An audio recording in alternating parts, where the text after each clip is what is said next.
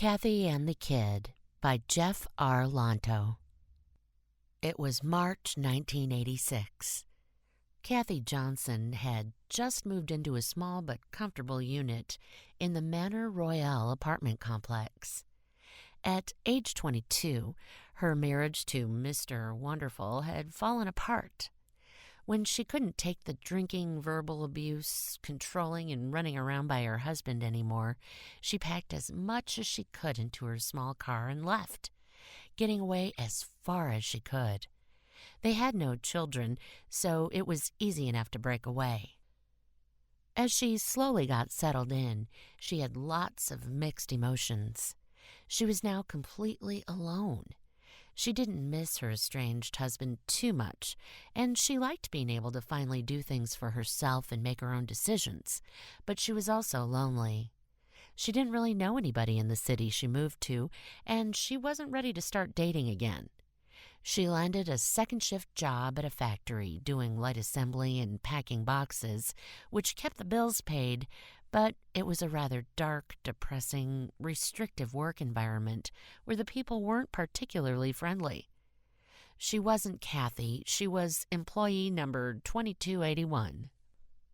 She would get home around 11:30 at night, watch some late-night TV for a few hours, go to bed, get up again the next day, and if she didn't have to go grocery shopping or run some other errand, she'd sit in her apartment, watch TV, sip black coffee, eat, and smoke cigarettes. Lots of them. Then, later in the day, go back to work at her less-than-thrilling job. There were a lot of kids at the Manor Royale apartments where she lived. Some were from intact families, but a lot of them were from divorced or otherwise single-parent households, like 12-year-old Jacob Peterson, who lived with his mother a couple floors down. Technically, he was living with his mother, but in the grand scheme of things, he was fending for himself because she wasn't home very often. She got up early for work and came home late, and she had a social life, too.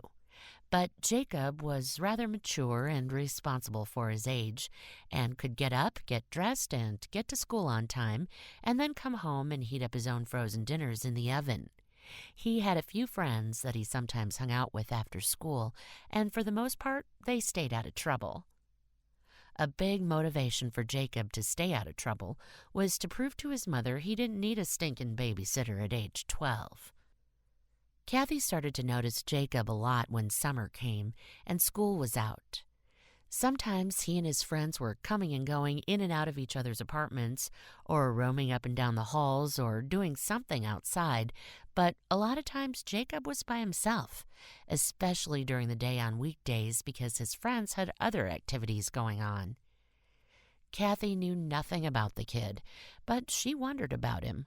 She sensed he was neglected and maybe as lonely as she was.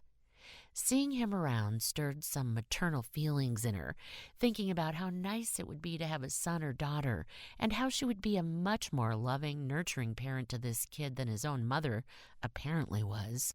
She found herself thinking about him while engaged in her tedious, redundant tasks at work.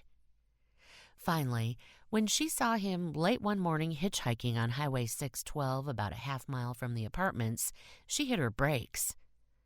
"Get in here! Now!" she ordered. "Okay," the kid said with a relieved smile as he opened the door and went into the front passenger seat. But Kathy only pulled up a little further to the side of the road while traffic zoomed by. "Just what do you think you're doing?" she demanded. "I'm just trying to get home," Jacob said. "I live at the Manor Royale apartments. They're just over—" "I know where you live," Kathy interrupted. "I see you around there all the time. Do you have any idea how dangerous it is to hitchhike? Any idea? You could be hit by a car, or you don't know who's going to pick you up, or where they're going to take you, or what they might do to you. You could be kidnapped. You could be slaughtered, or who knows what could happen to you." She pulled a Benson & Hedges cigarette from her purse and lit up. "Sorry," the kid said. Kathy took the cigarette from her mouth and exhaled. "Oh, you're sorry. Is that all you have to say? If you were my kid, you'd be getting a spanking from me, and I don't care how old you are." She shifted the car into drive and got back on the highway. So, is your mom home right now? Or do you even have a mom? Kathy's voice dripped with sarcasm as she asked this. My mom is working. She won't be home till at least 6. Oh, of course. Why am I not surprised? After about a minute, Kathy finally started to calm down. I'm Kathy, by the way. What's your name? Jacob. Have you had lunch yet, Jacob? Not really. I'll tell you what, I'll make you lunch. Do you like grilled cheese? Sure. Good, so do I. It was coming up on noon when Kathy brought Jacob up to her apartment. She fixed him and herself a grilled cheese sandwich and a glass of milk. And while he wasn't real talkative, she got him to open up a little. So, are your parents divorced? She asked him. Yeah, for about 3 years. I was 9, I guess. I don't see my dad much at all anymore, and my mom works and goes out a lot and stuff. But I can take care of myself, he told her. Well, I'm sure divorce can be pretty hard on a kid, she replied. My parents are still together, but I'm in the process of getting a divorce. I'm glad I don't have kids because of the circumstances, but I also wish I had kids, if that makes any sense. So why are you getting divorced? My husband is such a turd. He would tell me he loves me so much. Then he would come home drunk and start screaming at me about what a stupid bitch I am, how I don't satisfy his desires as much as I should, and I'm just so lucky he married me. Then he'd go to sleep with some coworker or pick up some chickie babe in a bar. He could be mean, he could be sarcastic, but he could also be charming, and I fell for it. Well, I hope he's happy now. She finished her glass of milk and lit a cigarette. He also got me smoking. I never smoked until after I started dating him when I was 19. I was always one of the good girls in high school who didn't smoke. All Jacob could say was, wow. She had gone from talking to him like a child when she picked him up to talking to him as if he were another adult. But she was desperate for someone to talk to and confide in, and Jacob was pretty mature for his age. Jacob in turn told her about his life, his friends, and his mother who wasn't around all that much, either working or going out, and sometimes coming home drunk. He then said facetiously, I wonder if my mom has met your husband. Kathy laughed. Well, she can have him. I would gladly trade him for you. If you were my kid, I would put you first in my life and love you and take care of you and be there for you. They continued to talk until Kathy glanced at the clock on the wall. Oh my God, I'm going to have to get ready for work right now or I'm going to be late. Thank you so much for talking to me, Jacob. I've really enjoyed this. She walked him to the door. I work evenings, but I'm usually home during the day, so if you want somebody to talk to, I'm here for you. She hugged him and then looked him in the eye, and don't you dare ever hitchhike again. It would be another week before Jacob took Kathy up on her offer to visit her, but they did say hi to each other when they saw each other in and around the apartment complex. On one occasion, she greeted Jacob while he was hanging with a couple of his friends. Stop by and see me sometime, Kathy said as she walked off. Who was that? His stunned friend Joel asked. She's nice. Oh, just the lady in 308, Jacob replied. The next day, after 10:30 in the morning, Jacob came up to 308. Kathy invited him in and gave him a hug and a kiss on the forehead. They sat in the living room and talked, and then Jacob asked with some trepidation, Can I sit with you, Kathy? Kathy's eyes widened. Well, of course. She patted the spot next to her on the couch. Come over here. Jacob found that Kathy was willing to give him something he was lacking in his life and didn't realize he craved, and that was physical affection. His mother was not a particularly affectionate person and tended to push him away when he was younger and tried to get close to her. Kathy was very touchy-feely and was craving it herself. As summer rolled on, Kathy and Jacob were spending more time together. She would make him lunch or at least a snack, and they would spend a few hours together in the air-conditioned comfort of her apartment unit during the hot, humid summer.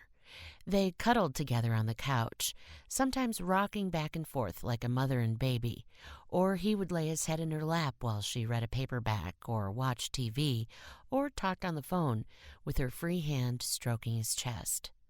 Sometimes she'd lean over and give him a kiss. When she would talk on the phone to her mother or friends from the old neighborhood while Jacob was with her, they commented that she sounded more relaxed and contented than she had been for a long time. She would just say that things were getting better and she was meeting new friends without elaborating. Then, around late August, Kathy casually mentioned to Jacob that her soon-to-be ex-husband got her number and was starting to call her. "He wants to have dinner with me," she said. "I'm not really crazy about it, but I don't know. Maybe I should just meet up with him once to hash things out as the divorce becomes final." Jacob thought that sounded a little fishy, but as negative as she was about her husband, he assumed that would indeed be the extent of it. Then, after a while, Kathy didn't seem to be home as much. Jacob would knock on her door or call her only to get no answer, or if she did answer, she never had much time. Finally, one day she invited him over. He came to her apartment to find much of her belongings boxed up. It was obvious she was getting ready to move. "I'm getting back together with my husband," she said enthusiastically. "Isn't that great?" Jacob was stunned. He couldn't believe what he was hearing. "Why? I thought you said your husband was a big turd, that he was mean to you and liked to get drunk." "He promised he would change for me because he really does love me, and that's all that matters. I have to change for him too, that's the deal. But he said he loves me." "Well," Jacob said, and then paused to collect his thoughts. "Can I have your new number so we can still talk? Or your address so we can write to each other? I love to write letters." "No, I don't think that's going to work out," she told him. "I mentioned you to him, and he wasn't too happy about you coming over, even if you are only 12. He says it's another one of my dumb ideas that I need to stop. And I guess he's sort of right." Jacob felt like he had just been punched in the gut. "I'm a dumb idea?" "I didn't say that, Jacob. Going back to your husband is a dumb idea, Kathy, a stupid idea. Why are you doing this?"